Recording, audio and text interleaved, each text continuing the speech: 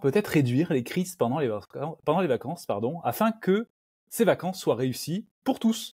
C'est ça, plus de sérénité dans la famille, moins d'énervement, moins de crise. On va parler de tout ça. Tout à fait. Alors, peux-tu te présenter déjà pour commencer, s'il te plaît? Oui, bien sûr. Alors, je suis Anne-Margrethe Appiuk.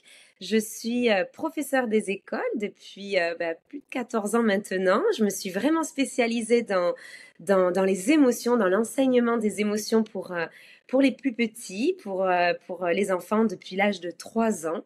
Et puis, je suis également cofondatrice d'Aide-moi à grandir, une plateforme en ligne qui propose des programmes pour les enfants et des ressources pour les parents, justement, pour y voir plus clair dans ce domaine de l'éducation.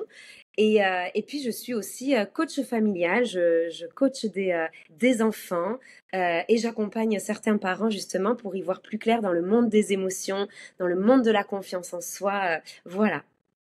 Très bien.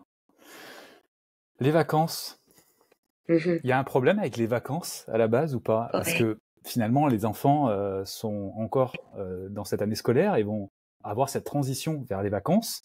Est-ce que cette transition en soi, ça nécessite d'y porter de l'attention et ça nécessite de pouvoir avoir des comportements différents vis-à-vis des parents et vis-à-vis des enfants? Oui, en fait, je pense que tu as utilisé le mot juste, c'est transition. Et je pense que toutes les transitions ont besoin en fait d'être exprimées, ont besoin d'être accompagnées, ont besoin de mots en fait pour que les enfants vraiment comprennent ce passage d'une routine à une autre routine, même si certains enfants ne restent pas forcément à la maison et continuent à aller par exemple au centre aéré, des choses comme ça. Mais il y a quand même un changement de routine. L'horaire va peut-être être décalé, les personnes qu'il va rencontrer ou avec qui il va passer ses journées vont être différentes, les exigences vont être différentes, les objectifs ne sont plus du tout les mêmes. Donc il y a beaucoup de différences en fait, même au niveau du climat en fait, les journées sont plus longues aussi qu'avant. Il y a beaucoup de choses qui changent en fait. Et les enfants, eux, ils ont besoin d'une routine en fait. Ils ont besoin de rituels, ils ont besoin d'y voir clair sur ce qui les attend. Et si on passe d'un état à un autre, sans prendre en considération en fait ce besoin pour eux de clarté, eh ben déjà en fait on va créer une forme de stress en fait chez eux, un stress déjà sur l'organisme parce qu'il Mmh. va y avoir des horaires différents, il va y avoir plein de choses différentes. Donc on va essayer justement d'atténuer ce stress lié, connecté directement au changement, même si le changement, il va vers quelque chose de plus fun, de plus léger, ça reste un changement en fait. Donc l'enfant a besoin d'être accompagné déjà dans ce passage et c'est quelque chose Ah, qui est, qui est très j'ai une souvent coupure. sous-estimé. J'ai une coupure de mon côté. Je sais pas si Ah, Benoît a une coupure aussi. On va peut-être marquer du oui. coup. Il y a une coupure, je sais pas. Benoît, est-ce que pour toi ça y a eu une coupure aussi ou pas? Pour moi, à un moment donné, ton image c'est gelé, mais par contre, je continuais à t'entendre. D'accord, donc ouais, donc il y a bien eu une coupure. Ok. Bon, j'ai marqué de toute façon sur la vidéo. Donc là, bah, on va continuer alors du coup. Euh, alors, en effet, les parents, eux, ne sont peut-être pas en vacances encore, et les enfants, eux, eh ben, s'apprêtent à rentrer dans ces vacances. Comme tu le disais, ils ont besoin d'avoir de la prévisibilité, Oui. ils ont besoin d'avoir de nouveaux rituels qui ont peut-être déjà été adoptés pendant l'année pour l'année scolaire, mais de nouveaux rituels Ouais. pour les vacances, avec peut-être plus de liberté aussi, bien que certains enfants vont avoir des horaires aussi de devoir se lever tôt également, comme tu disais, pour aller au centre aéré, pour aller chez la nounou, Mhm. etc. Donc, ils ont quand même besoin qu'on anticipe avec eux et qu'on leur décrive ce qu'il va se passer. Et peut-être utiliser aussi des supports pour ça. Oui, exactement. En fait, comme tu dis, les enfants ont besoin vraiment d'avoir cette clarté et pour en fait, comprendre ce qui va se passer dans leur journée et au final, c'est exactement comme nous. Nous quand on va dans un nouvel endroit, quand on change de travail, quand on change quoi que ce soit, on pose des questions parce qu'on a besoin de savoir ce qui nous attend en fait. Et pour les enfants, c'est pareil, c'est pas parce que nous sommes responsables et parce qu'on gère en coulisses tout ce qui va se passer que ça veut dire qu'on peut se passer de ce partage-là. Les enfants ont vraiment besoin d'y voir clair. Donc pour ça, par exemple, on peut utiliser un calendrier de la semaine où on va peut-être coller des petites vignettes si les enfants ne savent pas lire avec quel jour on va chez la nounou. Donc là, on va mettre peut-être une photo de la nounou si c'est le mardi et le jeudi. On va mettre un petit dessin de centre aéré ou d'un ballon s'il va au centre aéré le vendredi et le mercredi, par exemple. Donc, on va vraiment essayer de donner un maximum de repères concrets, en parler énormément, mais aussi créer quelque chose sur lequel l'enfant peut s'appuyer. Parce qu'en parler une fois, c'est très très bien, il en a besoin, mais ensuite, il a besoin de développer son autonomie aussi dans l'organisation temporelle, etc. Savoir Ouais. aussi qu'est-ce qu'il y a à préparer, peut-être est-ce que papa ou maman va venir le chercher plus tôt que d'habitude à l'école. Tout ça, en fait, on va en parler. On va aussi dire, justement, tu disais très justement que parfois les parents sont pas en vacances au même moment. Donc ça aussi, on va le dire. On va dire, ah ben nous, on va être en vacances un petit peu plus tard. Donc pendant ce temps-là, ben toi, d'autres personnes vont s'occuper de toi pendant ce temps-là. Et peut-être que sur un calendrier, justement, alors là, sur des semaines représentées, on va pouvoir justement aller coller une petite vignette quand toute la famille sera en vacances. S'il y a un Ouais. départ en vacances, si c'est un départ au camping, eh ben en fait, on va aller l'écrire sur le calendrier. Et tous les jours, on va aller regarder ce calendrier pour voir qu'on avance dans le temps. Encore une fois, pour donner des repères concrets et fixes à l'enfant. Ouais. Et on ouvre le dialogue, c'est-à-dire qu'on peut demander à l'enfant aussi ce qu'il souhaite savoir de cette organisation, s'il a des Oui, questions. oui, Parce que le fait de faire que des informations descendantes, oui, ça va aussi frustrer l'enfant et on ne sait pas vraiment ce qu'il aura compris et ce oui, qu'il aimerait savoir sur sa future organisation, sachant que les enfants sont surtout dans le moment présent. oui, Donc ils ont besoin qu'on les sécurise dans le moment présent, qu'on leur répète aussi ce qui va changer, les changements justement entre la transition, on parlait de transition, mais les changements entre avant les vacances et pendant les vacances et après les vacances même, on verra plus tard. oui, Mais c'est surtout ces changements qu'il va falloir pour lesquels il va falloir les accompagner parce que ça crée de l'insécurité chez eux. Ils ont exactement. plus des repères là, du coup. Mm. C'est ça. Alors certains le font par exemple à la rentrée quand il y a un changement d'école ou un changement de classe. On va quelques jours avant la rentrée ou même quelques semaines avant, on va aller se promener devant l'école par exemple pour regarder à quoi va ressembler la nouvelle cour de récréation. D'après toi, dans quelle salle de classe tu vas être. Mais en fait, c'est quelque chose qui peut être fait aussi pour le centre aéré ou Oui. pour s'il va par exemple en colonie de vacances et que c'est pas trop loin, eh ben on peut aller regarder, on peut aller repérer en fait et Mm. en discuter. Toi, tu aimerais quoi? Puis lui demander aussi, qu'est-ce qu'il appréhende? Est-ce qu'il y a quelque chose qu'il aimerait retrouver? Peut-être qu'il y a des copains qu'il avait eu l'année dernière au centre aéré qu'il va peut-être retrouver. On va vraiment en parler beaucoup et même faire des dessins pour extérioriser tout ça parce que tout ce qui, encore une fois, j'ai ce dicton que j'aime beaucoup qui est vraiment tout ce qui ne s'exprime pas s'imprime. Donc Oui. plus on va aider l'enfant à exprimer ses questionnements, ses envies, ses attentes, et ben c'est des choses qu'il va pas garder à l'intérieur de lui, qui peuvent aussi avoir un impact sur la qualité de son Mm. sommeil, sur son stress, sur des petites angoisses. Donc l'idée c'est vraiment d'évacuer, de l'aider à évacuer un maximum d'appréhender un petit peu, d'anticiper ce qu'il attend. Oui. Et on va faire un bilan quand même de cette année scolaire Mm. pendant cette transition, à savoir quelles ont été les émotions ressenties, ce que l'enfant a apprécié, ce qu'il a un peu moins apprécié, et peut-être effectivement commencer à parler de ce qui va se passer pour la rentrée prochaine. Ce n'est pas gâcher les vacances que de faire ça, au contraire, c'est Non, d'y aller de manière très sécurisée, très calme, et limite avec des jeux. On peut aussi utiliser oui, des jeux pour ça, mais faire le point et faire le bilan sur l'année passée, finalement, c'est un moyen, comme tu le disais aussi, que les émotions ne s'enquistent pas si ce tout à sont fait. des émotions désagréables. Et pourquoi pas imaginer des solutions avec l'enfant, si l'enfant malheureusement a eu des conflits ou ce genre de choses, peut-être travailler cela aussi et peut-être profiter de cela pendant les vacances aussi, pourquoi pas, sous forme de Oui, jeu, tout à pour essayer de trouver des solutions à ce que l'enfant a pu rencontrer pendant l'année. Oui, exactement. En fait, les enfants, ils vivent des émotions fortes hein, à la fin de l'année scolaire. Et moi, je le voyais vraiment dans mes classes, hein, que ce soit en maternelle comme chez les plus grands, hein, en CM2, et même au collège. Hein, et même si on se souvient de nous, quand on était Hmm. écolier, on vit des émotions fortes, que ce soit parce que on va quitter une maîtresse, on va quitter un maître auquel on est attaché.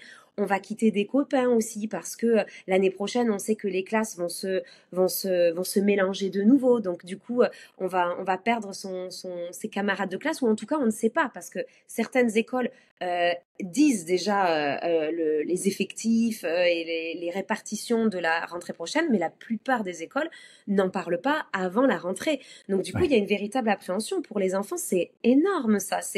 Ils passent tellement de temps à l'école, c'est très important pour eux. C'est un véritable équilibre. Donc discuter un petit peu, comme tu disais, de tout ce qui a été chouette cette année, de ce qui a été moins bien, des copains qu'on s'est fait, des choses qu'on a apprises, des choses qu'on aimerait retrouver l'année prochaine.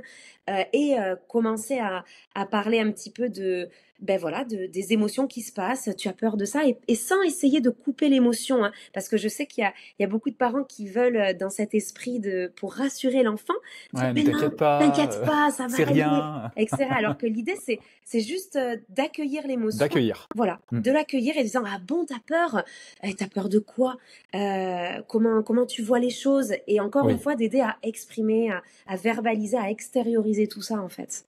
C'est d'ailleurs ce que tu proposes dans ton programme, on y reviendra, hein, mais c'est ce que tu proposes notamment, poser des mots sur les émotions, comprendre pourquoi cette émotion est là. On peut utiliser aussi une roue des émotions, hein, comme celle-ci, donc c'est celle que je propose, tu en proposes également une toi aussi, et on peut faire une ronde des émotions, c'est-à-dire, tiens, cette année, t'as ressenti de la tristesse à un certain moment, et puis peut-être voir justement les événements où l'enfant a ressenti de la tristesse, de la colère, c'était à quel moment que tu as ressenti de la colère, et la peur, et puis finir par une émotion agréable, donc la joie, pour que justement ce débrief soit plutôt positif, parce que c'est important aussi de pouvoir finir comme ça au niveau de la narration, et pour l'enfant qu'il ait un bon état d'esprit ensuite par rapport à cette expérience-là. Tout à fait.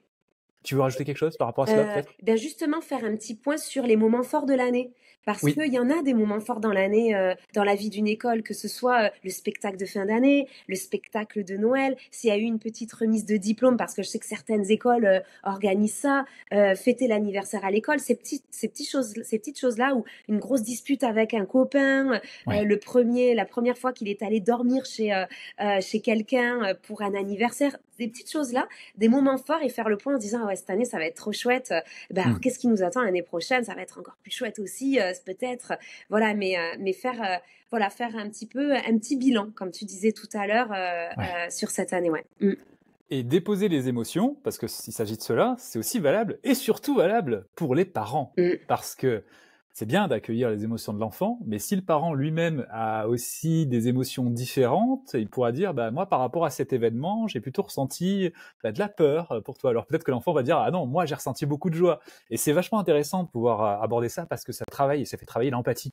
Et se dire, mon parent n'a pas les mêmes émotions que moi, et il est capable de poser des mots sur les émotions, et moi aussi, du coup, je peux poser des mots sur mes émotions. Donc je trouve que c'est un exercice hyper intéressant à mener. Et c'est là où je pense que l'outil, par exemple, de la roue des émotions peut être utilisé, parce que ce que tu montrais tout à l'heure, cette roue, cet outil, je pense vraiment, pour moi, c'est un outil qui est vraiment sous-estimé. Certains l'ont à la maison, mais ne le font pas vivre suffisamment. Et cette roue des émotions, elle est tellement utile. Et quand on l'utilise vraiment tous les jours, moi j'en avais une, t'en parlais tout à l'heure. Alors moi, elle est vraiment à imprimer. C'est pas en dur comme la tienne. Mais moi, mes élèves, ils en avaient une chacun. Et elle était toujours en vue, que ce soit sur un petit bureau, que ce soit dans leur casier, etc. Mais elle était toujours visible. Et en fait, c'était très marrant, parce que régulièrement, quand ils passaient dans la journée, par exemple, le matin, ils arrivaient, ils étaient excités. Et ensuite, ils repassaient à côté de leur bureau avant d'aller à un autre atelier. Et puis, pof, ils regardaient leur roue, et puis ils bougeaient la flèche pour aller dire, voilà, maintenant, je ressens de l'amour, par exemple. Et en fait, juste ça, de se connecter à tiens, qu'est-ce que je ressens, de se poser la question régulièrement, ça permet déjà de faire un énorme pas vers cette connexion avec ses émotions, et pour pouvoir mieux les exprimer. Et tu vois, ça me faisait penser ce que tu disais par rapport à tu vois, un événement peut avoir déclenché des émotions différentes chez le parent et chez l'enfant. On peut même en faire un petit jeu. C'est-à-dire que sur des petits papiers, on peut écrire par exemple des mots-clés qui parlent des moments forts. Donc le spectacle de fin d'année, le spectacle de Noël, la chorale, peu importe. On met sur un petit papier, on met un petit mot, un autre petit papier, etc. Puis ensuite, on va aller piocher un petit papier Et on a la roue des émotions à côté et on tire un papier et voilà, le spectacle de fin d'année. Toi, t'as ressenti quoi? Tu te souviens? Essaie de repenser à ce moment-là. C'était quoi l'émotion? Et alors l'enfant, peut-être il va dire l'excitation ou la peur et le parent, il va peut-être dire, ah ben moi, la fierté. Et en fait, voilà, on va parler, ah ben moi, il y en avait même deux. C'était la fierté, c'était un peu de peur aussi et beaucoup de joie. Et on va vraiment verbaliser toutes ces choses-là pour prendre vraiment conscience de, comme tu disais, à quel point on est différent en fait. Pour un même événement, on a des émotions différentes. Oui. Et ça permet aussi de modifier le souvenir de l'événement. C'est vrai. C'est-à-dire qu'en fait, quand on vient chercher ce souvenir dans notre mémoire et qu'on fait une nouvelle narration, ça peut permettre à l'enfant qui, par exemple, avait eu vraiment très très peur pour son spectacle de fin d'année, de pouvoir trouver une fin différente. Oui. Et lui dire, et il y a vraiment rien que tu as apprécié, il va commencer à dire, ah ben si, ça c'était cool, j'ai beaucoup aimé ça. Et en fait, l'événement et la structure, la tonalité de l'événement va changer. C'est-à-dire qu'un événement qui sera plutôt gris, noir, parce que l'enfant aura eu peur, il va devenir un petit peu coloré avec des couleurs de joie, etc. Et ça va même changer ses futures expériences, parce que quand il repensera à cet événement, ensuite, il se dira, ah ben ouais, en fait, le spectacle de fin d'année, j'ai quand même réussi à faire ça, j'ai quand même réussi à faire ça, ça. C'est ça. C'est vraiment comme allumer un peu une lampe torche et l'enfant il voit avec sa lampe torche. Donc en fait c'est vraiment restreint en fait, l'angle de vue est restreint et donc lui il allume le moment où il a été effrayé, où il a eu peur de pas se souvenir de son texte ou de sa danse, etc. Et en fait en parlant, eh ben on va l'aider à aller éclairer une autre partie de ce moment du souvenir en se disant c'est vrai qu'en fait je m'en suis souvenu et puis je me souviens quand à la fin on nous a applaudi, ah ouais ça c'était super chouette et effectivement ça aide à aller percevoir d'autres angles de vue. Ouais. Et on peut même s'applaudir de nouveau, quoi, pour repartir sur, pour ressentir comme ça. Pour peu que certains parents aient enregistré et filmé, ça peut valoir le coup parce que parfois, ces vidéos, elles restent dans le téléphone, on les envoie aux amis, mais on les regarde pas de nouveau avec l'enfant.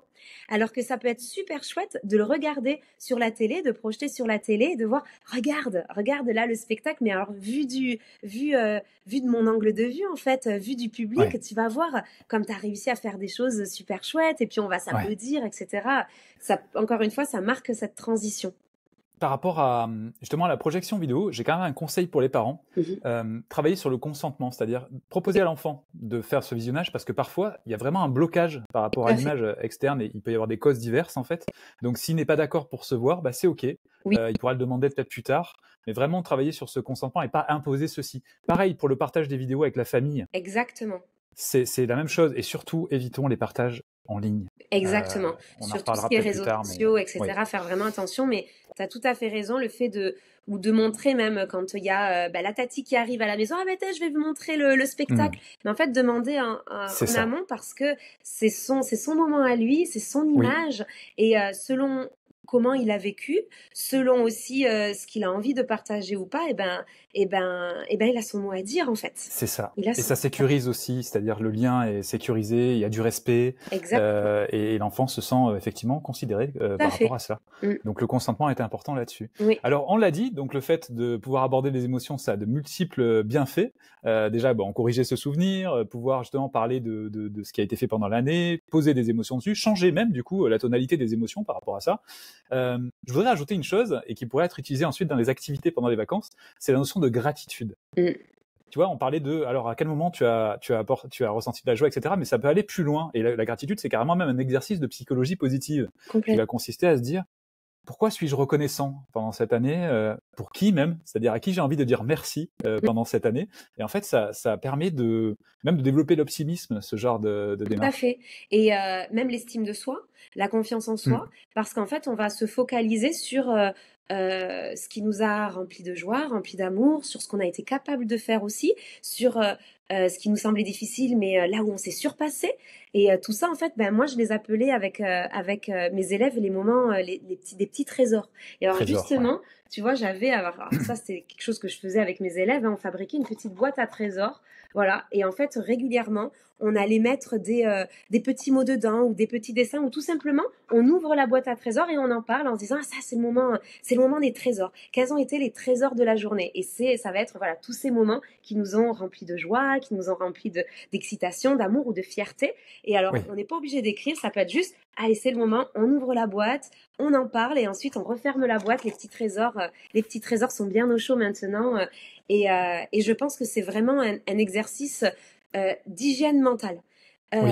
Parce que quand on développe ça dès petit, c'est quelque chose qu'on garde ensuite à vie et qui a un impact énorme sur son bien-être, sur notre bien-être, sur notre manière de percevoir les défis, les challenges, Mm. les échecs aussi, les manières de rebondir sur les choses et de se concentrer sur la positivité et sur le fait qu'on peut toujours réussir et trouver quelque chose de positif dans nos journées en fait. Donc c'est vraiment un exercice d'hygiène mentale pour moi, ouais. En effet, ouais. En effet, j'aime beaucoup aussi cet exercice de gratitude. Alors, je faisais ça avec des petits pompons, moi, à l'époque. Ah oui, On était dans un bocal, en fait. Et oui, pourquoi es-tu reconnaissant? Hop, un petit pompon dans le bocal. Et puis après, on ouais, débriefait. On disait alors, pourquoi tu as ressenti ceci, ça. Et en fait, ce qui est intéressant, c'est qu'au cours de la journée, effectivement, visuellement, le bocal se remplit, quoi. oui, Après, alors, l'enfant n'est pas obligé de se souvenir de tous ses merci, mais il peut prendre conscience de tous ces moments de reconnaissance qu'il a eu dans la journée. Et le parent aussi, parce que le bocal, on peut faire aussi un bocal familial. oui, Ah ben là, je viens complètement. de partager un super moment avec mon enfant en train de faire une activité. Ouais, Hop, cet acte-là de venir prendre le pompon et le mettre dans le bocal, tout à fait. ça vient ancrer le souvenir en plus de ça et ça vient amplifier les émotions agréables qu'on va Oui, oui, ressentir aussi. ça Mm. l'imprime en fait, tout à fait. Ouais. Et j'ai envie d'ajouter la petite précision de ne pas s'agacer quand l'enfant il dit bah franchement moi j'ai pas de bons moments ou j'ai pas de bons souvenirs en Ouais. tête ou j'ai pas de trésor parce que parfois on va se dire quoi mais attends mais t'es pas assez positif ou autre mais en fait là on va aller bloquer quelque chose alors que Oui. c'est une habitude en fait c'est vraiment quelque chose qui se développe c'est comme un muscle d'apprendre à regarder les choses pour lesquelles on ressent de la gratitude. Donc au Oui. début, ça va être ok, bah t'arrives à rien voir, mais peut-être que c'est pas un gros trésor, peut-être que c'est un moyen ou même un tout petit trésor. Le regard, un câlin avec papa, avec maman, avec un copain, une copine, ton frère, ta sœur, des petites choses. Et même s'il dit non, franchement, je vois pas. On n'insiste pas, mais nous, on le fait, en fait. On le fait, comme tu disais, en famille, on va dire, bah, moi, mon trésor, c'était ceci, cela. Et moi, je sais que j'avais des élèves qui se focalisaient énormément sur des choses qui les avaient frustrés, énervés. Et petit à petit, en entendant des choses, et ben petit à petit, je me souviens Oui. notamment d'une qui finalement levait le doigt. Alors là, je l'ai regardée, je fais oui, tu veux dire quelque chose? Elle me dit ouais, en fait aujourd'hui j'ai un petit trésor, il est mini, hein. Mais je dis allez vas-y on y va. Et puis il y a ce partage qui se fait et de pas voilà de pas mettre de pression sur ce moment Oui. qui est un moment de douceur aussi et un moment Oui. où on muscle quelque chose en soi. Hein. Et attention à cette positivité toxique. Tu en Oui, parlais. On n'est pas là pour sourire toute la journée. c'est C'est pas cela justement. Le principe, c'est d'accueillir toutes les émotions. Et la gratitude en fait partie. C'est une émotion riche, qui nourrit, qui doit être ressentie authentiquement. Donc, ça. et c'est pas une histoire de la commander, de la forcer. C'est vraiment la ressentir vraiment. Donc, on n'a pas à l'induire chez l'enfant. Il faut qu'elle fasse sa place, elle fasse son chemin pour émerger C'est ça. cette gratitude. Et sans être non plus dans ne se focaliser que sur ça, c'est-à-dire qu'il peut y avoir un moment où on va parler moi je les appelais les petits cailloux. On va avoir un moment aussi où on va se dire est-ce qu'il y a des choses qui nous ont, alors des petits cailloux parce que c'est des moments qui vont venir peser dans notre Mm. cœur en fait, qui pèsent un peu lourd. Et donc du coup on ouvre la parole à ce niveau-là aussi. J'avais la boîte à cailloux justement, alors, elle était bleue, je l'ai là aussi. Elle était bleue, donc c'était des choses qui nous chagrinaient un petit peu plus. On l'ouvrait et Oui. on en parlait en disant qu'est-ce qui nous a chagriné aujourd'hui. Donc l'idée, c'est vraiment pas de masquer le fait qu'il y a eu des choses qui nous ont chagrinés, de se focaliser que sur le positif. C'est vraiment Oui. avoir un équilibre entre les deux en fait. C'est ça. Ça fait penser au chaud doudou. Tu connais? Oui, oui, oui, oui, oui, oui, je connais. Tout à fait. Donc il y a le Exactement. côté doux, il y a le côté piquant. Du coup, Exactement. voilà. Ouais. Exactement. Alors, on va rentrer maintenant dans le vif du sujet. Les vacances. Les vacances. Alors, ces vacances-là, déjà, est-ce qu'il faut un peu revisiter les souvenirs de vacances précédents ou est-ce qu'on peut rentrer tout de suite dans les vacances et se dire bon bah ok, on remet tous les compteurs à zéro. Bon, on a déjà répondu un petit peu hein, sur ce sujet, Il y a eu des petits mais indices. voilà, il y a des indices. On vous invite à revisionner la vidéo. Alors, qu'est-ce qu'on fait? Est-ce qu'on fait aussi un débrief justement des vacances précédentes, par exemple? En fait, voilà, on peut tout à fait hein, se jeter dans le bain de ces nouvelles vacances, c'est quelque chose de tout frais, etc. Mais en fait, ça peut être aussi un moment, en fait, une opportunité, encore une fois, une opportunité d'apprentissage, une opportunité de partage, en fait. Et si on prend un peu de temps à se souvenir des vacances dernières, de comment ça s'est passé, bah déjà, on réactive des souvenirs qui peuvent être très sympas. Et Mmh. puis ensuite, ça nous donne aussi l'occasion euh, de se demander qu'est-ce qu'on aimerait retrouver, qu'est-ce qui s'est très très bien passé et qu'on aimerait remettre au goût du jour durant ces vacances, que ce soit, je sais pas moi, des pique-niques tous les vendredis après-midi, par exemple, ou voilà, quelque chose, un rituel qui avait été mis en place et qu'on a envie de retrouver. Et puis, ça peut être aussi se demander qu'est-ce qui a moins bien marché. Qu'est-ce qui a été moins chouette ou oui, tu te souviens, on a été dans un parc d'attractions, mais en fait, c'était trop long d'attendre. En fait, oui, c'était bien le manège, mais le jeu en valait vraiment pas la chandelle, en Mmh. fait. Et d'accepter, hein, parce que c'est pas évident, hein, en tant que pour les parents justement, d'accueillir à bras Ouais. ouverts en se disant, j'avais organisé ça, je me suis donné du mal, ça a coûté cher, ça a été un investissement en termes de temps, d'énergie, et puis pour mon enfant, il a pas trop aimé. Ouais, mais en fait, c'est aussi une réalité. C'est-à-dire qu'il a le droit de pas avoir tant apprécié et d'en parler, de l'exprimer en disant, bah ça, en fait, je tiens pas à le retrouver. Ouais. Euh, Pas de chantage donc. Genre, ah, avec tout ce que ça nous a coûté les vacances, tu oses dire que t'as pas aimé?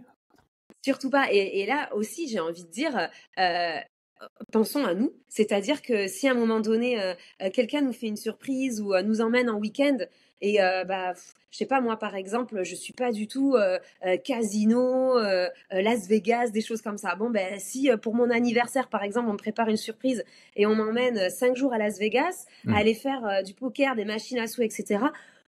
En fait, je vais me dire, bah, l'intention est mignonne, Mmh. l'intention est adorable, mais est-ce que c'est quelque chose qui me touche, qui me fait vraiment plaisir? Pas forcément, Ouais.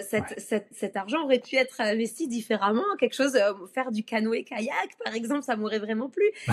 Et ça s'entend parce qu'on est tous différents en fait. Donc le fait de pouvoir en parler ouvertement et de donner la parole à son enfant en lui disant: «Ben, OK, ça tu pas trop aimé» et puis faire de la place, parler de ce qu'on pourrait prévoir ces vacances-ci. On fait un petit conseil de famille en se demandant: «Toi tu aimé ça, toi tu aimé les soirées pizza le lundi soir, toi tu aimé ceci, toi tu pas aimé attendre trop longtemps, ok. Avec toutes ces idées-là, qu'est-ce qu'on Mmh. peut trouver pour avoir des moments où on va essayer de satisfaire un petit peu tout le monde. Parfois, il y en a peut-être qui vont devoir prendre sur eux, mais à un autre moment, eh ben, du coup, on va faire quelque chose qui va davantage lui plaire. Mais on va Oui, en parler. L'enfant va pas subir ses vacances, en fait. c'est ça. Il y a une anticipation Mhm. et il y a surtout le fait de nourrir cette notion d'être une équipe Exactement. complémentaire, Mhm. de pouvoir effectivement parfois faire des concessions et puis au final d'être heureux de voir l'autre s'amuser. Par exemple aussi, on est sur cette idée de gratitude hein, quelque part, mais c'est bien de pouvoir se dire, voilà, bah, chacun va en avoir pour son compte pendant ces vacances-là. On va pouvoir faire ceci ensemble ou ceci de manière autonome et individuelle, parce qu'il y a aussi ce genre de conception à avoir.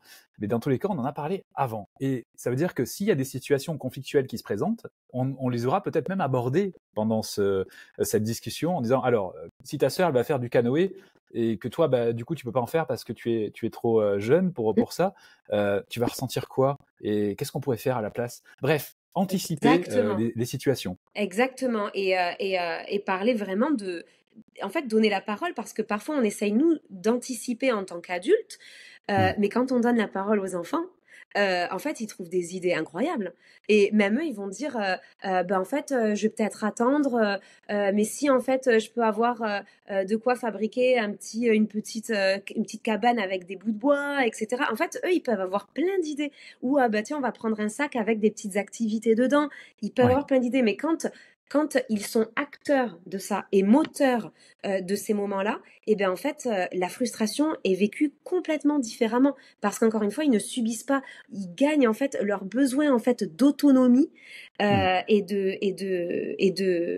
de compétences sont vraiment, ces deux besoins-là sont vraiment pris en considération. C'est-à-dire chercher ce qui pourra les satisfaire et anticiper, prévoir. D'ailleurs, on peut même imaginer quelque chose d'un peu loufoque. C'est ah bah tiens, aujourd'hui, c'est toi, Maël, 5 ans, qui sera le chef de la journée. Oui, Et c'est toi qui répartis les activités. mais complètement. Et puis, tu vois, on peut se mettre quelques règles de base pour pas que ça parte en cacahuète totale. Mais on peut en fait offrir ce cadre. Et c'est le rôle justement de l'adulte, hein, offrir Oui. ce cadre sécurisant, mais à l'intérieur de ce cadre, eh ben, on va aller expérimenter des libertés en fait. On va aller Mmh. expérimenter son autonomie, etc. Et ça, c'est pareil, tu vois, peut-être que dans ce calendrier de juillet et de août, on va pouvoir indiquer aussi, ah ben là, c'est les petits rituels, par exemple, là, c'est la soirée pizza. Tous les lundis soirs, on fait soirée pizza. Tous les vendredis après-midi, on va faire pique-nique. On va aller mettre des petites références dans le Mmh. calendrier. Et puis là, le jour où Maël, par exemple, c'est le chef des vacances ce jour-là, eh ben, on va mettre la photo de Maël ce jour-là, par exemple. Comme ça, Oui. en fait, il y a encore une fois une anticipation et des repères. C'est pas juste au bon vouloir de papa, au bon vouloir de maman, quand on l'aura décidé. Non, ça a été discuté, il y a des Ouais. repères et l'enfant peut se référer à ça pour même lui y penser et pour se dire, ah voilà ce qui m'attend. Oui, exactement. Mm. Alors, on va partir en vacances, du Mhm. coup. Alors, cette fois-ci, c'est prévu. Les parents se sont libérés dans quelques jours. Donc, on va aussi travailler en équipe pour préparer justement les valises, etc. Et de le faire de manière ludique. Et que Mhm. les enfants aient leur part de responsabilité là-dedans, parce qu'ils vont se sentir valorisés aussi là-dessus. Donc, on va peut-être mettre en place des petites listes et Tout à pour attribuer justement à chaque personne ce qu'elles ont à faire dans cette liste de préparation. Et ainsi, tout le monde va pouvoir contribuer à cela. Complètement. Tout à fait. C'est quelque chose qu'on peut encore une fois, cette petite liste, discuter en amont ensemble. Oui. Et là, c'est pareil, l'enfant, parfois, il va dire, ah non, puis on a oublié ça, mais moi, je voudrais vraiment en prendre en vacances mes Playmobil, par exemple. Bon, on n'y aurait pas forcément pensé, mais encore une fois, il fait partie de l'équipe, en fait. Oui, tout à fait. Et justement, ça peut aussi permettre d'éviter les crises le jour J. Ah, mais je voulais mes Playmobil! Alors qu'en Exactement. fait, on en a déjà parlé avant, quoi. C'est ça. Ce qui veut dire que le jour J, si ça se passe comme ça, on a une montée du stress. On va parler du stress maintenant. Mhm. Et alors qu'en fait, ce stress aurait pu être anticipé bien avant en se disant, ben, en fait, la situation, on a déjà des solutions. Et l'enfant a été justement force de proposition aussi par rapport à ça. Exactement, exactement. L'idée, Parce que c'est c'est stressant, les vacances. eh ben, en Ça fait, peut ça, être stressant. mais oui, ça peut être stressant et pour tout le monde parce qu'en fait, selon ce qu'on fait, selon où on va, en fait, si on change de logement, si on va faire du camping, oui, il y a de l'excitation, mais il y a aussi, est-ce que je vais retrouver mes repères? Est-ce qu'il va y avoir des copains avec qui m'amuser? Est-ce que je vais Oui. aimer le camping? Est-ce que je vais aimer la chambre dans laquelle je vais dormir? Et si j'oublie quelque chose, si j'oublie mon doudou, plein de petites Mm. choses comme ça. Et puis, et puis combien de temps ça va durer les vacances? Est-ce que ça va pas être trop long loin de la maison? Ça peut, en fait, tout changement en fait, qui soit positif ou moins positif, négatif, c'est-à-dire qu'on va être privé de quelque chose, tous les changements vont vraiment créer un stress sur l'organisme parce qu'il y a un changement. Donc, Oui. ça oblige à l'organisme de s'adapter, de se réadapter à quelque chose. Et ça s'accompagne. Oui, ça s'accompagne parce que les enfants ont un cerveau en pleine construction. Ils ne sont pas capables de réguler par eux-mêmes leur stress. Ils ont besoin d'un co-régulateur, donc le parent. Tout à Donc si fait. le parent lui-même est avec un fort taux de stress, eh ben, du coup c'est compliqué de pouvoir jouer ce rôle de havre un peu de sécurité et de retour au calme pour l'enfant. Donc il y a un travail à faire des deux côtés et bien distinguer les deux. C'est-à-dire mon stress c'est le mien. En fait, Mhm. peut-être là, mon enfant, effectivement, ressent du stress. Donc, je m'occupe de mon stress. C'est comme pour le masque à oxygène. Hein, je Exactement. commence à m'occuper d'abord de mon stress. Mhm. Et ensuite, je vais aider mon enfant à retrouver son calme. Et là aussi, on parle d'anticipation, mais on parle surtout d'entraînement. Parce que le stress, c'est un travail de tous les instants, quasiment. On est peu à nous dire, au cours de la journée, oh là là, je suis stressé là. En Ouais. fait, le problème, c'est que c'est trop tard quand on s'en rend compte et on est déjà en train de crier ou Mhm. en train de faire un geste, voilà, Mhm. peut-être agressif ou autre, alors qu'en fait, il aurait peut-être fallu déjà se rendre compte de ces moments de tension, ce que tu disais, le corps sous tension, et commencer à verbaliser. Là, je ressens du stress, et si je prenais une séance de respiration, si j'allais prendre l'air, donc c'est une hygiène. Tu disais hygiène tout à Exactement. l'heure, c'est une hygiène émotionnelle, hygiène aussi au niveau du stress pour pouvoir se préserver et donner aussi ses clés à l'enfant. Lui aussi peut se rendre compte, ah bah là, je suis tendu là, ça y est, ah bah j'ai besoin de boire un verre d'eau. je parle du verre d'eau parce que ça va être des fortes chaleurs aussi, Oui, et c'est important de s'hydrater parce que le corps est vite sous tension quand oui, on n'est pas assez hydraté. Et donc il y oui. a des crises qui peuvent être évitées justement si on est suffisamment hydraté déjà. Oui, en fait, il y a vraiment cette anticipation, déjà enfin voilà, en amont, en fait, de se demander qu'est-ce qui nous attend, de quoi je vais avoir besoin, Oui, quelles sont les choses clés à préparer en amont juste avant le départ. Et ensuite, en fait, il y a oui, aussi comme on disait tout à l'heure, vraiment cette connexion à son monde intérieur. Et c'est là où, encore une fois, la roue des émotions, elle emportait partout. Ne l'oubliez pas pour partir en vacances. Dans la voiture, partout en fait. Plus l'enfant va se demander régulièrement, par exemple, si un enfant se demande une fois par jour comment je me sens, c'est déjà pas mal. Mais oui, quand il va se poser la question, peut-être que ça y est, en fait, la colère ou le stress sera déjà à un niveau max. Donc du coup, pour redescendre, pour faire redescendre la cocotte minute, c'est beaucoup plus compliqué.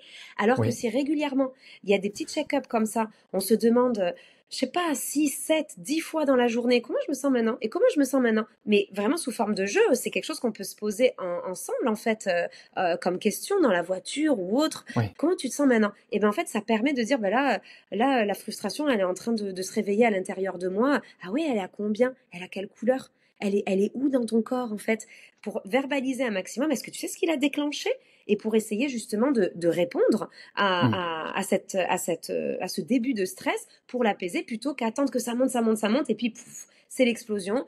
Le moment est ruiné, on est oui, énervé et puis pour redescendre, c'est beaucoup plus compliqué. Donc exactement. plus on va se demander régulièrement.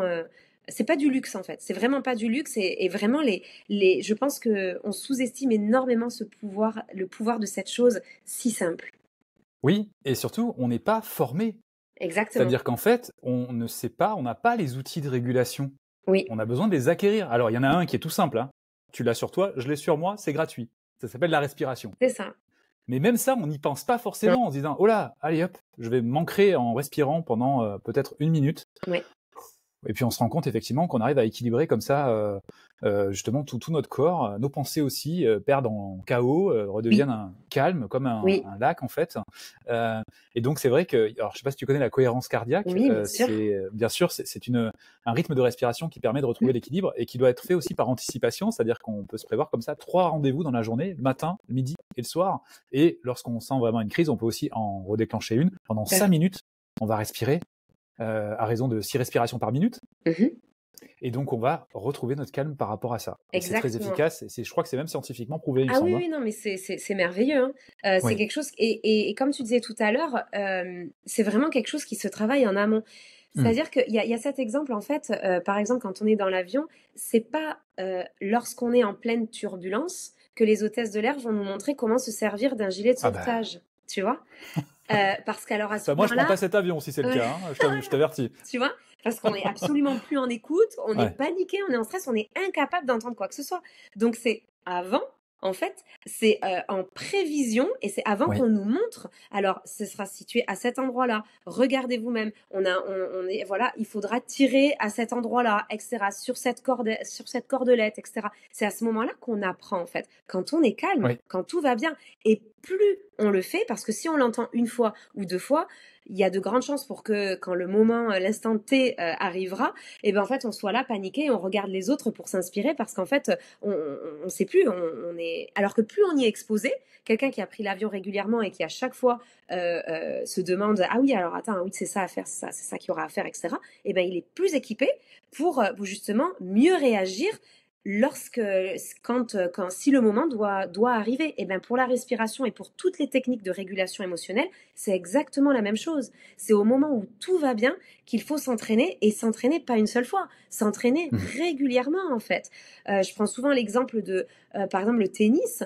Quand on nous apprend à servir au tennis, et ben en fait, on va s'entraîner, mais pas qu'une seule fois. C'est un geste qui est technique. Tout est technique en fait. Et on va s'entraîner Mm. plein de fois. Et même en s'entraînant plein de fois, et quand on le fait, quand tout va bien, quand il n'y a pas de pression, quand on est en tournoi, eh ben, en général, on réussit pas aussi bien parce qu'il y a le stress qui est là, parce que le cœur va beaucoup plus vite, etc. Donc, on perd un peu nos moyens. Mm. Donc, plus on enseigne aux enfants ces techniques de régulation émotionnelle, ces techniques de respiration quand tout va bien, et on peut s'entraîner plusieurs fois par jour quand tout va bien, et plus on les équipe, on les outille quand le moment en fait sera là et qu'on en aura véritablement besoin. Et même si le moment arrive peu souvent, mais c'est un vrai cadeau qu'on leur offre, il faut Bien sûr. s'entraîner énormément pour pouvoir être équipé au moment où ça va pas. Oui, exactement. Et dans cette logique, j'avais mis en place un outil comme ça, que j'ai appelé le stress-mètre, qui permet d'évaluer, de se dire, ah, tiens, à quel niveau de stress je me situe. Alors ça, c'est valable pour les enfants et pour les adultes, hein, les deux. Hein. Ouais. Et se dire, bah tiens, là, je suis ici en niveau de stress. Rien que ça, rien que le fait d'évaluer son niveau de stress permet de le baisser. Parce que c'est de la verbalisation et c'est le cortex préfrontal justement qui vient moduler ceci et qui vient nous permettre de retrouver le calme. Et tout autour, des possibilités pour réguler cela. Donc je peux demander un câlin, je peux boire un verre d'eau, je peux sauter sur un trampoline ou sauter sur place, aller au contact de la nature. Bref, des solutions qui peuvent être d'ailleurs construites avec l'enfant. Oui. À quel moment, quand tu ressens du stress, tu arrives à retrouver ton calme Oui. et donc peut-être construire l'adapter Oui. à l'enfant, Est-ce que mettre ça, son on nom peut le dessus. trouver sur ton site? Il m'intéresse ton stress map. Il est sur, il est sur le site, il est sur la boutique aussi, du coup, cet outil. Donc voilà, et il est pour les contributeurs aussi sur Tipeee, du coup. Génial, parce que ça, c'est un outil vraiment pendant les vacances qui peut être extrêmement utile, parce que, oui. Je crois que tu proposes quelque chose aussi dans le programme sur le sujet. Alors moi, je propose, alors c'est sur la colère, le thermomètre de la colère. Oui. Le thermomètre de la colère qui est par là, qui permet en fait parce que donc moi, dans mon programme, je parle des émotions comme des petits lutins. Donc j'explique vraiment aux enfants que les émotions, en fait, ce sont comme des petits lutins qui se réveillent à l'intérieur de notre corps et qui grandissent, qui se réveillent. Et selon ce qu'on voit, selon ce qu'on entend, etc. Et donc là, il y avait le thermomètre de la colère. Donc avec le 0, on est serein, on est tranquille, on est heureux, et qui peut monter jusqu'au 5 avec on est furieux. Et en face de chaque numéro, on a justement des descriptions. Donc là, par exemple, 1, je suis agacée, quelque chose me dérange un peu. La colère se réveille doucement à l'intérieur de moi, elle est toute petite. Ensuite, ça passe au 2, je suis frustrée, quelque chose me dérange beaucoup, la colère grandit à l'intérieur de mon corps, j'ai envie de râler, je fronce les sourcils. Il y a toutes plein de petites descriptions comme ça. Et l'idée, en fait, c'est vraiment d'encourager l'enfant à exprimer ce qui se passe avant d'arriver là. Parce que là, quand la crise éclate, moi je sais que j'ai des parents qui me disent « Mais moi j'essaye, ça marche pas du tout le thermomètre de la colère. Là, il était en train de hurler, de taper, etc. » Et je lui ai dit « T'es à combien sur le thermomètre de la colère ?» Mais c'est trop tard. Quand on arrive à 5, c'est fini. La crise explose et alors là, il faut laisser vivre cette crise pour qu'elle redescende ensuite et pouvoir en reparler. Mais l'idée de ces outils-là, que ce soit le stress-mètre, que ce soit le thermomètre de la colère, que ce soit la roue des émotions, ce sont des outils extrêmement précieux à utiliser au moment où ça commence à grandir, au moment où on sent qu'il y a quelque chose qui chiffonne, quelque chose qui est inconfortable, qui est désagréable. Et c'est là qu'on va lui demander d'exprimer ce qu'il ressent. Exactement. Surtout qu'en vacances, en fait, les occasions sont extrêmement nombreuses. Hein, on va en parler de ça, mais les occasions d'être stressé, d'être frustré ou d'être en colère sont très nombreuses. Moi, je sais que j'avais des parents qui revenaient à la rentrée scolaire et je leur demandais souvent « Alors, les vacances, elles se sont passées comment ?» Et ils me disaient mes vacances à moi, elles commencent maintenant. Parce que justement, ils disaient, ça a été compliqué, il y a eu beaucoup de stress et c'est tellement dommage parce que c'est censé être un moment où on crée plein de souvenirs. Et c'est censé être ça. Et ça peut être ça. Quand on a les bons outils et quand on comprend comment fonctionne l'enfant dans certains moments, à travers certaines transitions, à travers certains changements, dans d'autres situations, justement, on change d'environnement. Qu'est-ce qui se passe à l'intérieur de son enfant? Et si on a cette compréhension-là, et si on a les outils pour l'accompagner, alors à ce moment-là, ça peut être des moments fabuleux, formidables, où on crée de bons souvenirs. Mais si on a en tête que ça doit se passer bien et que on néglige complètement cette partie vulnérable de l'enfant, hein, du développement émotionnel, puisque justement, il n'est pas encore équipé, alors à ce moment-là, il y a de grandes chances pour qu'à un moment donné, ça devienne très compliqué. Oui, exactement. Et ce stress et stress, connexion. J'aime bien cette idée de stress. Ben là, il y a un besoin de connexion en fait par rapport à ça. Il y a un besoin qui est peut-être d'ailleurs insatisfait, qui va être à l'origine du stress. Et se dire, je vais me connecter à mon enfant, je vais me connecter à moi-même aussi pour retrouver mon calme. La notion de connexion, je trouve que c'est quelque chose de très important dans toute cette interaction qu'on peut avoir avec les enfants et se créer pas des boules, mais des bulles de connexion. C'est-à-dire trouver des rituels où on va se sentir vraiment connecté avec l'enfant. Et cette bulle, on va l'emporter avec nous en vacances. On va l'emporter avec nous dans la voiture, déjà dans le trajet. On va parler du trajet maintenant, mais on va aussi l'emporter tout au long de la journée, parce qu'on s'en rend pas compte. On vient de le dire plusieurs fois, mais le stress peut monter, peut descendre. Mais lorsqu'il est monté et lorsqu'il arrive à un pic, on va avoir une crise de l'enfant. Et peut-être parce qu'on aura négligé ces petits signaux qu'il aura déjà envoyés au cours de la journée, où il aura eu besoin d'être connecté à nous, à peut-être un câlin qui va l'apaiser, peut-être justement faire le miroir de ce qu'il ressent. Ah, là, je vois que tu es en train un petit peu de t'énerver par rapport à ça. Et ça va lui permettre d'avoir le miroir de ce qui se passe en lui et de se sentir beaucoup plus serein. Et ça, ce sont des moments de connexion. Je me connecte, je regarde l'enfant en pleine conscience, j'éloigne le téléphone portable, ça aussi on va peut-être en parler, et je suis en pleine connexion, en pleine conscience avec mon enfant, et je lui offre cette attention exclusive qui va lui permettre de se sentir déjà considéré et d'avoir ce retour sur ce qu'il ressent et de dire mes parents me comprennent. Exactement. C'est très, très précieux ce que tu dis. Je pense que dans tous les moments, en fait, ce qu'il faut garder en tête, c'est vraiment le lien, en fait. Ce qui a protégé, c'est vraiment le lien entre les deux personnes. Et on peut être agacé, ou on peut être en désaccord, on peut être déçu, ne pas s'attendre à voilà, cette réaction-là, c'était pas celle que j'attendais, ça devait pas se passer comme ça. Mais avant toute chose, se rappeler régulièrement, ce qui est le plus précieux, c'est le lien. Et donc, quand on se souvient de ça, on va se dire, ok, je suis déçue, on va en parler, mais de quoi mon enfant a besoin? De quoi moi j'ai besoin? Peut-être que même moi, j'ai besoin d'un câlin aussi. On va lui demander, ah ben tiens, là, je me sens un petit peu déçue. Est-ce que tu veux bien qu'on se fasse un petit câlin? Ça va me faire du bien. Et puis on peut se faire ce câlin koala en fait, où en fait on va dans les moments de stress, ça peut être super chouette quand les deux sont vraiment volontaires pour faire ça.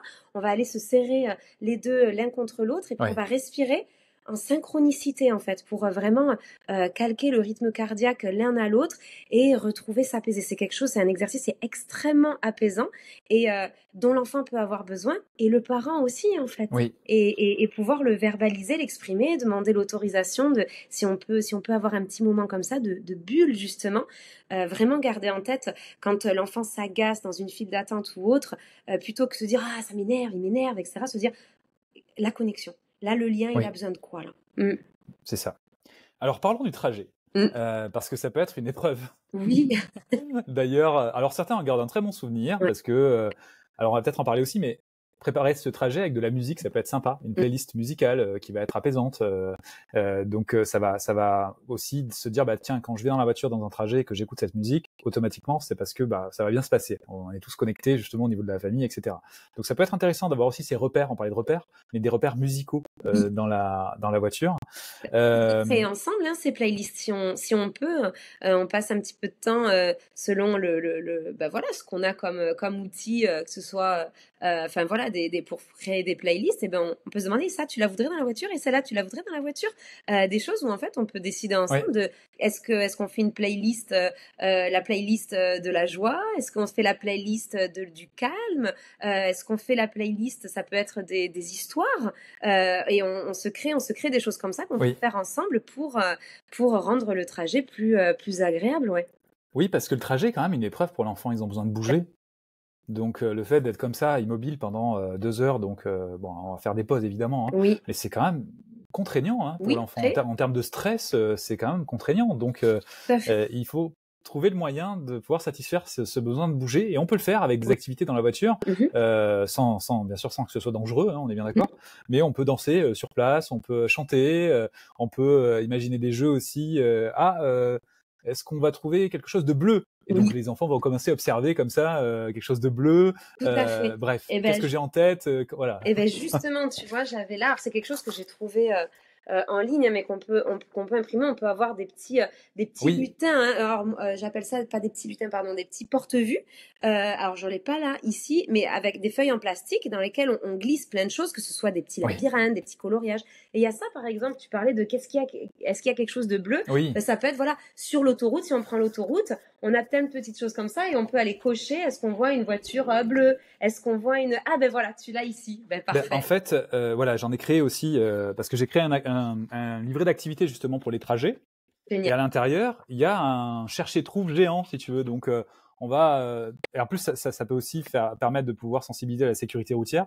Une ceinture de sécurité. Ah, Bah oui, je l'ai, j'ai ma ceinture Oui, de sécurité. Une radio, voilà, il va regarder, ouais, ou peut-être même qu'il va en voir une à côté, dans la voiture d'à côté. Ah, ils ont une radio eux aussi. ouais. Un rectangle, là, ça peut être, tu vois, le rectangle qui correspond à une plaque La plaque d'immatriculation. d'immatriculation. La couleur jaune. Et puis Mhm, voilà, enfin bref. Et chacun peut jouer dans la voiture à trouver des objets comme ça. Et c'est l'enfant qui va peut-être pouvoir proposer, enfin à oui, tour de rôle, on ouais, peut s'amuser à faire ça.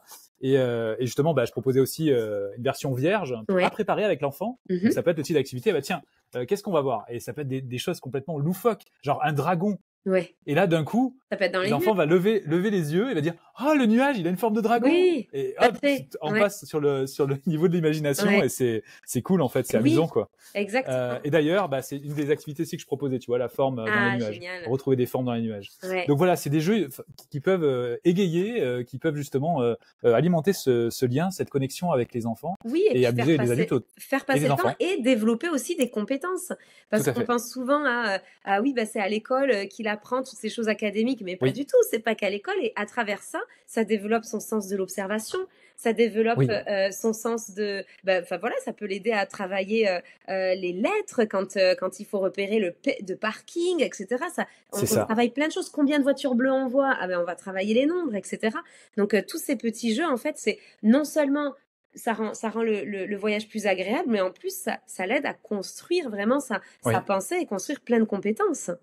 Et il y avait une activité aussi qui s'appelle quelle vitesse? Sans regarder le compteur, devine à quelle vitesse Ah roule la oui, voiture.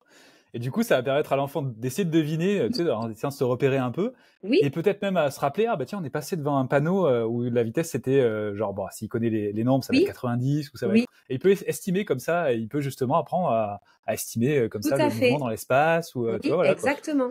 Exactement. Ça permet ben voilà, de créer des repères qui sont hyper importants, hein. Ça, c'est quelque chose qui est justement pas évident de travailler en classe. Je sais de quoi je parle. Et quand c'est des choses qui sont justement développées dans la famille à travers l'expérience, en fait. L'enfant, il va vraiment apprendre à travers l'expérience, à travers le ressenti. Donc, c'est des super idées. Oui. Et ça se prépare. C'est pareil. Donc là, Tout à bon, fait. l'étouffé, hein, il y a 18 pages d'activités, mais on peut aussi créer notre propre cahier d'activités en s'inspirant du programme aussi avec les lutins, pourquoi pas. On peut Oui, faire des jeux de labyrinthe, on peut faire. Voilà. Ce qui est bien, exactement. c'est de pouvoir garder ses repères. Tu vois, par Oui, rapport au programme. Bon, il y a beaucoup de parents qui l'utilisent avec leurs enfants, du coup, donc en interaction, parce que mhm. ça leur permet justement de pouvoir échanger sur le sujet des émotions. Et le fait d'avoir ce repère de avant l'école, on a travaillé sur les émotions justement avec Anne-Margrethe, donc qui Oui. s'appelle non pas Anne-Margrethe, À mais Maillette. Maîtresse à Maillette. Amaïette. C'est C'est plus ça. simple à dire pour les enfants. Mais c'est pour ça que tu sais que Oui, c'était un surnom de mes élèves de petite section, hein, oui, oui, tu m'avais dit. oui, qui n'arrivaient pas à dire Anne-Margrethe, alors ils m'appelaient Amayette. Donc j'ai gardé le Voilà. surnom. Donc l'idée de dire bah voilà, on va faire ce trajet et puis on va pouvoir retrouver nos lutins et puis Amaïette justement dans la voiture avec nous. C'est pas mal aussi, ça leur permet Oui, de retrouver ben, le calme et l'ambiance ludique qu'ils ont pu avoir en regardant les vidéos, en partageant avec leurs parents, oui, etc., etc. Donc oui. c'est ça aussi les repères Mhm, tout à qu'on fait. peut mettre en C'est place. pour ceux qui connaissent pas, donc c'est vraiment un programme que j'ai créé, donc Aide-moi à grandir, dans lequel en fait, comme je disais tout à l'heure, je personnifie les émotions par des petits lutins. Donc c'est plein de petites vidéos ludiques courtes, très éducatives, dans lesquelles en fait j'enseigne aux enfants que sont les émotions, comment reconnaître le lutin de la peur qui se réveille à l'intérieur Hmm. de nous, le lutin de la colère, de la joie, de l'amour, de la sérénité, de la fierté, etc. Et puis ensuite, je leur enseigne à quoi servent les émotions, quels sont les besoins cachés derrière les émotions, et puis comment les réguler, comment apaiser le lutin de la colère quand il prend un petit peu trop de place. Et toutes ces vidéos, en fait, sont accompagnées de jeux, justement, qui sont à télécharger. Il y a des dominos des émotions, il va y avoir là bientôt, ce mois-ci, le mois de juillet, le jeu de loi des émotions, Hmm. il y a des mémories des émotions, il y a le thermomètre de la colère, etc. Tous ces petits jeux qui peuvent aussi être utilisés effectivement en vacances, en voyage, etc. Et ce sont des repères en fait. Quand on parle déjà des émotions, des lutins, etc. Et quand on les retrouve dans un autre contexte, encore une fois, Hmm. ça, c'est comme le doudou en fait. C'est des repères, c'est quelque chose qui ancre. C'est quelque chose qui ancre bien. Mm. C'est ça, c'est comme nos programmes d'avant qu'on regardait à la télé Tout et à on s'en fait. souvient encore du générique, etc. Exactement. C'est exactement Exactement. ça en fait. Oui. Ah ouais, tout à fait. Et pour les trajets en vacances, moi j'avais une petite activité que j'avais trouvée mais géniale. Donc là, je vais vous la montrer. Il vous suffit vraiment d'acheter tu sais, carnet de photos en fait, tu vois, avec ces petites choses plastiques et dedans on va aller glisser des photos. Donc Ouais. vous imprimez la taille que vous voulez, puis vous avez un feutre Velleda et en fait ce qu'on va s'amuser à faire, c'est à aller customiser un petit peu, personnaliser les photos. Donc on va aller pouvoir par exemple mettre des moustaches, à d'autres on va aller faire des chapeaux.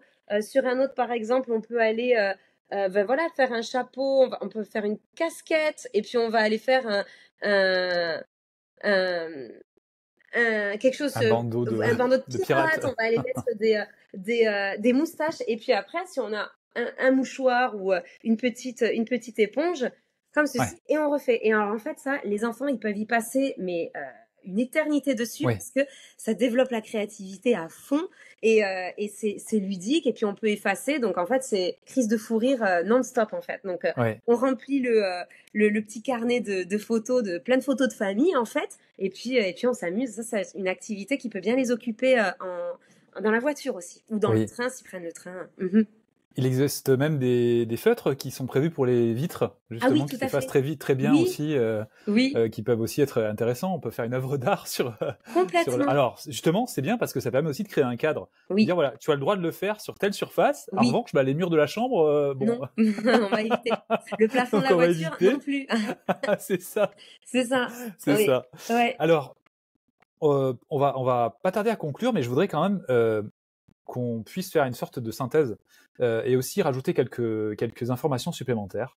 Les vacances, effectivement, c'est l'idéal quand ce sont les vacances pour tout le monde, au niveau charge mentale aussi. Donc, on n'a pas forcément parlé de ce qui peut se passer entre les parents ou quoi que ce soit, mais c'est important que cette notion d'équipe soit partagée et que Oui, chacun fasse sa part dans cette notion d'équipe, afin qu'effectivement les vacances soient pour tous et que les besoins de chacun et les envies de chacun, pour ouais. peu qu'on puisse le faire aussi, soient satisfaits.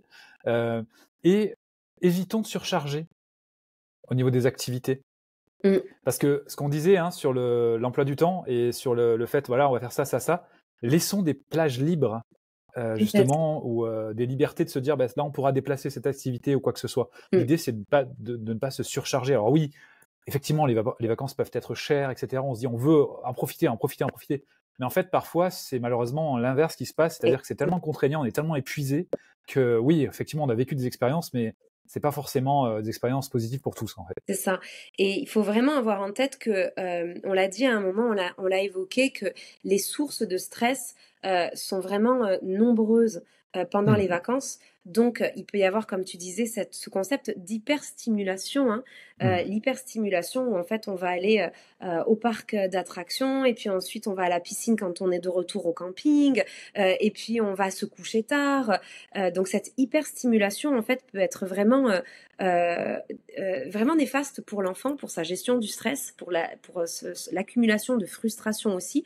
Il arrive un moment où en fait il va être en épuisement, et alors là ça va être la crise au moindre petit rien en fait, parce qu'en fait il a pas eu de moment pour se poser, et ces instants libres justement pour souffler qui sont indispensables. On a aussi, je pense à comment dire, les tentations multiples. C'est-à-dire quand on part en vacances, il faut pas oublier que en fait il y a le marchand de glace ici, il y a le marchand de gaufres ici, il y a des jouets en vente dans la rue avant qu'on aille à la plage, etc. En fait, pour un enfant, rappelons-le, dont le cerveau est en cours de développement, il a pas encore cette gestion émotionnelle, hein, cette régulation et cette sagesse de se dire non, j'ai déjà eu une glace tout à l'heure, on ne va pas abuser. Non, pas du tout. Donc lui, il voit ça, il a miam, encore une glace, super.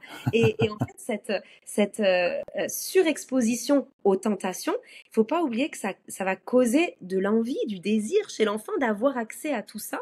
Et donc, le parent qui va être justement responsable de cette régulation et de dire bah non, en fait ça vaut le coup aussi d'accompagner d'explications, et pourquoi non, et puis d'en parler en amont. Par exemple, aujourd'hui on aura droit à une glace, mais attention, tu sais, il va falloir te préparer, il va y avoir beaucoup de marchands de glace, il va y avoir plein de gens qui vont manger des glaces durant la journée, et nous on a droit à une glace. Donc peut-être que tu vas pouvoir te demander à quel moment tu voudrais ta glace, tu vois, pour qu'elle soit vraiment spéciale, pour que ce moment soit vraiment particulier. Et on va préparer l'enfant à cette surexposition à toutes ces tentations en fait.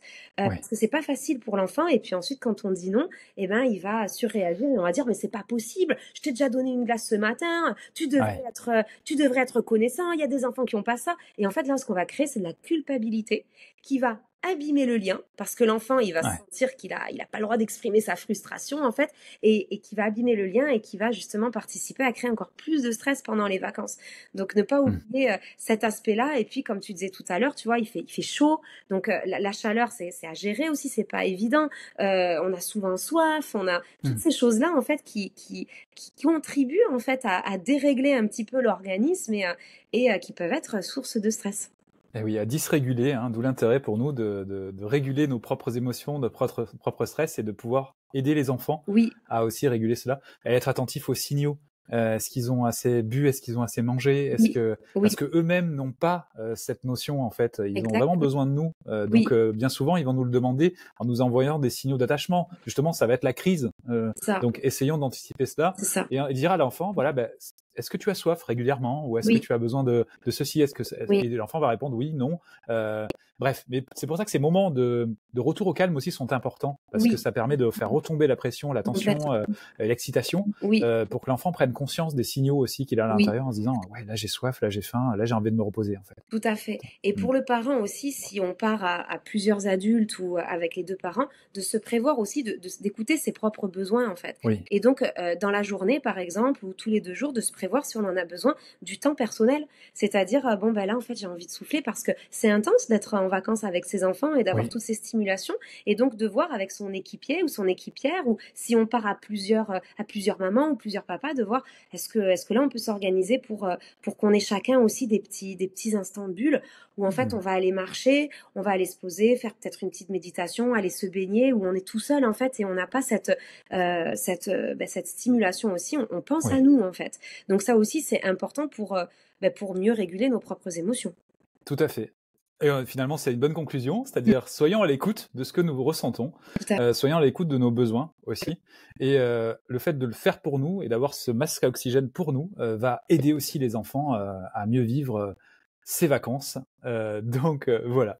Est-ce que tu Exactement. souhaites rajouter quelque chose ou on peut s'arrêter là peut-être? Eh ben, non, si, tous ces outils qu'on a présentés, que vous avez découverts, vous pouvez donc, pour ceux qui ont pas, le temps de se créer peut-être ces petits livrets, donc ils peuvent les trouver donc sur ta boutique à toi, Oui, je crois, déjà tout fait, clé en main.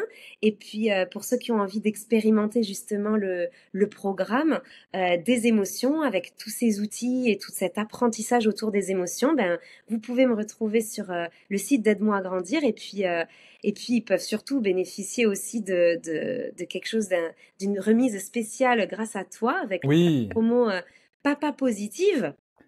Juste un mot sur ça. Oui. Je fais très peu de collaborations. Mm. En fait, j'en ai 2 de collaborations et notamment, justement le programme que tu proposes parce que ça fait des années que je te suis, Mm. et du coup, bah, moi j'ai pleinement confiance en ce que tu proposes, donc j'ai testé, le programme aussi. J'ai donné mon avis officiellement sur ce Oui, programme, donc oui, je suis ravi de pouvoir offrir ce code de réduction parce qu'en plus, la communauté peut tester sans payer tout à dès fait. le départ. C'est-à-dire qu'il y a vraiment l'offre découverte. Ça vous plaît, ça vous plaît, ça vous plaît pas, bon bah voilà, vous arrêtez. Mais vous avez cette possibilité pardon, de tester. Et je trouve que justement, c'est très respectueux Oui. voilà, Pour pouvoir de la découvrir si ça communauté, vous quoi. convient Voilà. en fait. C'est Et ça. d'ailleurs, ce que je présentais tout à l'heure, par exemple le thermomètre de la colère ou la petite roue des émotions, ils sont en accès gratuit. Ils sont en accès gratuit sur l'offre découverte justement. Donc en fait, Super. il suffit juste d'inscrire son adresse email et puis on peut regarder les vidéos. Il y a quelques vidéos qui sont disponibles gratuitement du programme avec les lutins. C'est vraiment le programme cœur d'Aide-moi à grandir. Et puis d'autres petites vidéos avec des exercices de respiration qui sont disponibles gratuitement. Il y a aussi une méditation audio parce que le programme inclut aussi ça, des méditations audio avec de la musique pour s'apaiser, retrouver sa Mmh. confiance en soi, son calme et des jeux et des activités à imprimer. Il y a des petits labyrinthes aussi, par exemple pour les voyages, ça peut être utile et donc voilà, ça c'est un accès gratuit. Et puis ensuite, si vous voulez avoir accès à toutes les ressources, vous pouvez prendre l'abonnement mensuel ou annuel. Et pour les deux, en utilisant le code promo Papa Positif, vous avez droit à une remise de 15% en fait sur ce programme. C'est ça. Merci beaucoup, Avec grand Anne-Margrethe. plaisir. T'as Merci à à Mayette? toi. À Mayette, À du coup. Mayette. C'est ça. Maintenant, mon entourage m'appelle à Mayette. C'est devenu, ça devient la normalité. La prochaine fois, j'aimerais que tu mettes le chapeau pour de vrai. La prochaine fois, c'est promis, je le ferai voir. Ok. C'est promis, je le ferai Merci voir. beaucoup. Très très bonnes vacances. Oui, merci. Et on va se revoir À toi d'ailleurs aussi. dans Oui, peu de temps ça marche. avec la communauté. Merci. Au Merci revoir. beaucoup pour ce partage. Avec plaisir.